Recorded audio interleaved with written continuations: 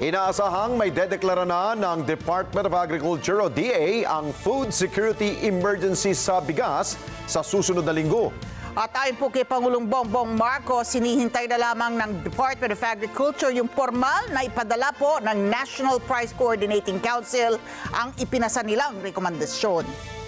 At kasabay nito, tiniyak rin ng Chief Executive na binubusisi na ng Kongreso kung bakit patuloy ang pagtaas ng presyo ng bigas, gayong nagsusumikap ang pamalaan na mapababa ito.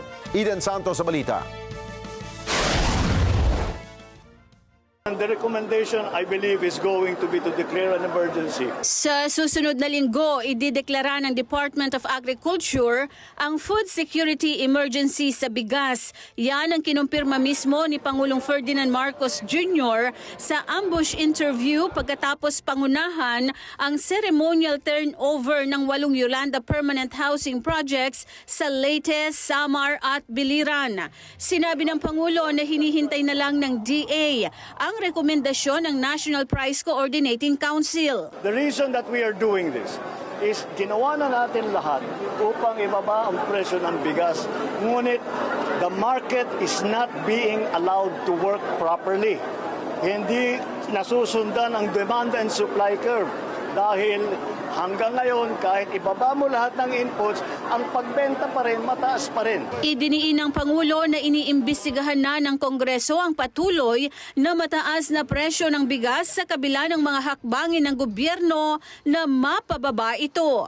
And so we have to force that price down and we have to make sure that the market works properly, na walang friction cost na nangyayari dahil sa sari-sari, iba't ibang bagay. At yung iba doon illegal, kaya ito nang iniimbestigahan ngayon ng Kongreso. Eden Santos para sa Mata ng Agila. Matatag, matapang, matapat. Kumbinsido naman po si Agriculture Secretary Francisco Tiu Laurel na makatwiran at merong sapat na datos para magdeklara ng food security emergency sa bansa para sa bigas. Una nang naghain ang National Price Coordinating Council o ang NPCC ng resolusyon na humihimok sa DA na magdeklara ng food security emergency para sa bigas sa gitna ng tumataas na presyo ng mga bilihin. Pero inihayag ng kalihim na tatalakayin muna niya ito kay Pangulong Bongbong Marcos habang hinihintay na i-transmit ang full resolution ng NPCC. Inihayag naman ni DTI Secretary Maria Cristina Roque na siyang chairman ng NPCC na ang deklarasyon ay magpapahintulot sa National Food Authority na magpalabas ng buffer stock nito ng bigas para mapatatag ang presyo nito sa merkado.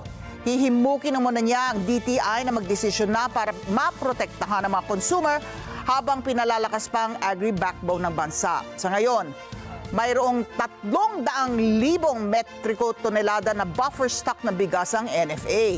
At kapag inilabas po ito, makatutulong ito para lumuwag ang mga bodega na paglalagyan naman ng kanilang bibilhing aanihing palay ng mga magsasaka sa darating na Pebrero.